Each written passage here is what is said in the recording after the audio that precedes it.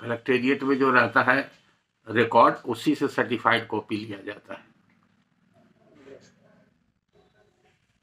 तो ये तनाजा सर, तनाजा जो है, तनाजा का एप्लीकेशन वो पब्लिक डॉक्यूमेंट नहीं है, और हाँ, तनाजा का ऑर्डर जो होगा वो पब्लिक डॉक्यूमेंट है। तनाजा जो हुआ वो रेवेन्यू लॉ के अंतर्गत जो रेवेन्यू ऑफिसर थे उन्होंने एडजुडिकेट करके कोई फाइंडिंग दिया, तो वो फाइंडिंग ऑर्डर है, जस्ट लाइक किसी अथॉरिटी का। तो स्टैट्यूटरी सेक्शन 74 एविडेंस एक्ट में जो आएगा, act and records of act under certain statute, वो सब पब्लिक डॉक्यूमेंट होगा।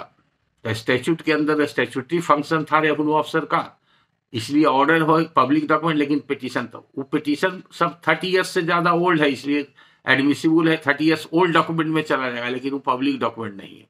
वो तनाजा मीन्स एप्लीकेशन रिटन बाई। आज आपके कोर्ट में भी कोई पिटीशन देता है सिविल या क्रिमिनल में, तो पिटीशन तो डॉक्यूमेंट पब्लिक डॉक्यूमेंट नहीं है। इवन की प्लेन WS भी पब्लिक डॉक्यूमेंट नहीं है, उसको भी प्रूव करना पड़ेगा, वो प्राइवेट डॉक्यूमेंट है, जबकि रिकॉर्ड का पार्ट है।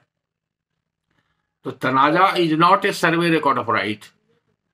वो जब बंगाल सर्वे एक्ट उसी समय बना, उसमें सारी व्यवस्था बनाई गई कि लैंड का सर्वे कैसे होगा, और BT एक्ट में भी उसका रेफरेंस दिया गया है कि अगर बंगाल सर्वे एक्ट के हिसाब से सर्वे का प्रोसीजर अडॉप्ट करके फाइनलाइज हो गया, फाइनल खतियान पब्लिश हो गया, तो उसका प्रिजम्पशन होगा। तो 103 BT एक्ट में जो प्रिजम्पशन है वो है presumption of correctness and genuineness, कि जो भी एंट्री उसमें लिखा गया है वो करेक्ट और जेन्युइन है।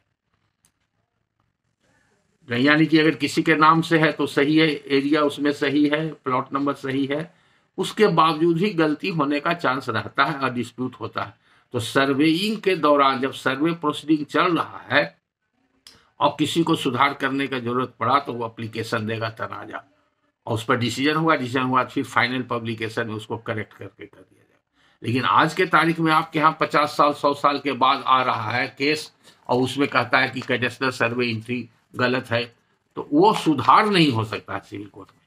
उसके टाइटिल को डिक्लेयर सिविल कोर्ट कर सकता है, तो टाइटिल डिक्लेरेशन का सूट आएगा, और उस डिक्लेरेशन के आधार पर ये रेफरेंस होगा कि हाँ जो एंट्री है सर्वे रिकॉर्ड में वो सही नहीं है, तो कंसिक्वेंशियल रिलीफ हो जाएगा, तो वो डिक्लेरेशन किया जा सकता है।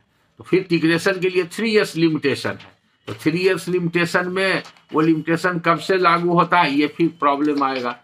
तो ओवरऑल समझदार लोग जो रहते हैं वो केस उसी हिसाब से बना देते हैं कि लिमिटेशन भी बच जाए, लेकिन आज भी केस मेंटेनेबल है on the strength of title. चूंकि टाइटिल देखने का सिविल कोर्ट को राइट है, तो उसमें आपको कोई प्रॉब्लम नहीं है। तो जब सर्वे प्रोसीडिंग शुरू हुआ, तो उसकी पूरी प्रक्रिया अपनाने के बाद जब खतियान बन जाता है तो फाइनल पब्लिश होता है। इसलिए कभी कभी डिस्प्यूट ये होता है कि खतियान ये वैलिड है कि नहीं है, यानी कि वो ड्राफ्ट खतियान है।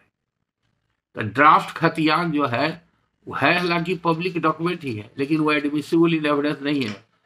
पटना हाईकोर्ट का डिवीजन बेंच जजमेंट, ये सिंगल बेंच जजमेंट आ गया जस्टिस PK देव का, तो केस हम ही बहस किए थे, पटने का था। उसमें ड्राफ्ट खतियान पर एक पार्टी रिलाई कर रहा था। तो कलकत्ता हाईकोर्ट का एक जजमेंट है कि ड्राफ्ट खतियान is also a public document, लेकिन पटना हाईकोर्ट का कॉन्ट्ररी भी हुआ है। इसलिए ड्राफ्ट खतियान अगर आएगा तो पब्लिक डॉक्यूमेंट ऐसे प्रूव किया जा सकता है। और ड्राफ्ट का इसलिए वैल्यू नहीं है कि ड्राफ्ट है जो फाइनल में चेंज हो सकता है, वो टेंटेटिव है, तो वो बाद में फाइनली फाइनल पब्लिश हो गया, उसके लिए क्या चाहिए देखना।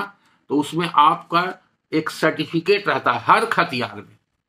एक खतियान आपको मिलेगा जो कैडेस्ट्रल सर्वे, यानी कि 1894 से लेकर 1916 के बीच में जो हुआ, जहां जहां ईयर वेरी करता है, ऑल आर कैडेस्ट्रल सर्वे। तो कैडेस्ट्रल सर्वे में जो खतियान बना उसको कैडेस्ट्रल सर्वे खतियान कहते हैं।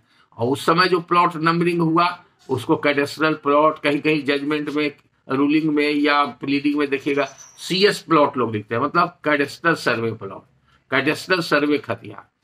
तो कैडेस्ट्रल का माने भी लोग नहीं समझते हैं। तो कैडेस्ट्रल में बहुत तरह का भ्रांति है लोगों को, गलत एक आध दो बार एकेडमी में भी कुछ फैकल्टी गलत बता दिए थे, तो बहुत उसका क्लैरिफिकेशन हमने किया था। वो कैडेस्ट्रल का मतलब हुआ जो साइंटिफिक मेजरमेंट के आधार पर सर्वे करना। जो सिविल इंजीनियरिंग का प्रिंसिपल है किसी का मेजरमेंट करने का चेन के द्वारा, और उसको फिक्स पॉइंट बनाना, उसका प्लॉटिंग करना, उसका एरिया निकालना, उसका बाउंड्री तय करना, ये सब जो साइंटिफिक तरीका था, तो उसके लिए एक अलग रूल बना हुआ, उसका नाम है technical rules of survey settlement. तो उसमें सारी प्रक्रिया दी हुई है, जैसे आपको बताए थे कि सेक्शन में पावर है, ऑर्डर में एक्सप्लेन क्या हुआ, उसी तरह से बंगाल सर्वे एक छोटा एक्ट है, लेकिन टेक्निकल रूल्स बड़ा है। उसमें एक एक स्टेप कहाँ से शुरू होगा, कैसे शुरू होगा, एक एक चीज के बारे में उसमें जिक्र किया हुआ है।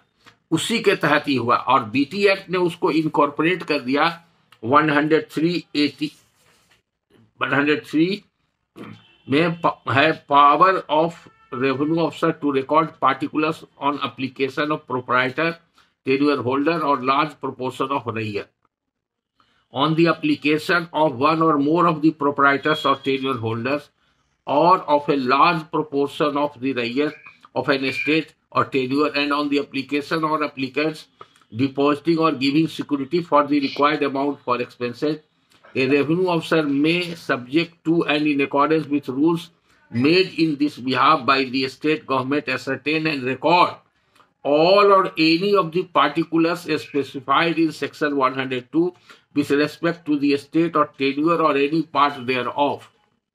ये हुआ, ये सब डायरेक्शन है रेवेन्यू ऑफिसर का, जो रिकॉर्ड करेगा वो बीटी एक्ट में ही मिला। 102, 102A, 103, उसका 103A में कहता है, 103A है preliminary publication, amendment and final publication of record of right.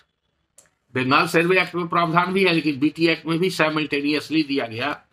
When a draft record of rights has been prepared, the revenue officer shall publish the draft in the prescribed manner and for the prescribed period, and shall receive and consider any objection which may be made to any entry therein or to any omission therefrom during the period of publication। Sub clause 2 कहता है when such objection has been considered and disposed of according to such rules as the state government may prescribe, वही है survey settlement rule.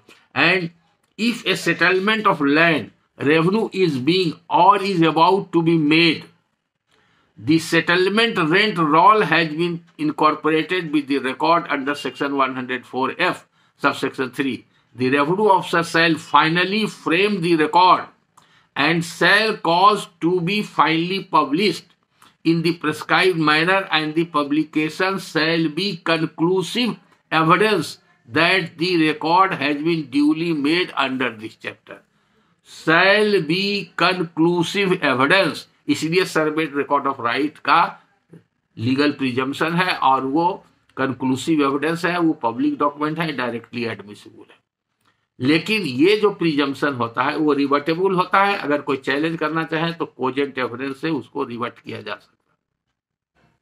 उसका सब clause 3 कहता है, 103A का सब क्लाउज 3 कहता है revenue officer specially empowered by the state government in this behalf may on application made to him within 3 months of any order or decision or any objection made under subsection 1 or on his own motion, after giving reasonable notice to the parties concerned to appear and be heard in the matter, revise at any time before the final publication of the record of rights any such order or decision whether made by himself or by any other revenue officer।